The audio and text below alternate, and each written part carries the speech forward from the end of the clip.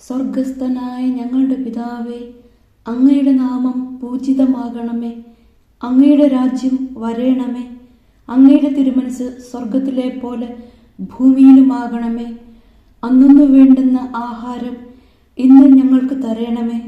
ഞങ്ങളോട് തെറ്റ് ചെയ്യുന്നവരോട് ഞങ്ങൾ ക്ഷമിക്കുന്നത് പോലെ ഞങ്ങളുടെ തെറ്റുകൾ ഞങ്ങളോടും ക്ഷമിക്കണമേ. ഞങ്ങളെ പ്രലോഭനത്തിൽ ഉൾപ്പെടുത്തരുത്, തിന്മയിൽ നിന്നും ഞങ്ങളെ രക്ഷിക്കണമേ. ആമേൻ.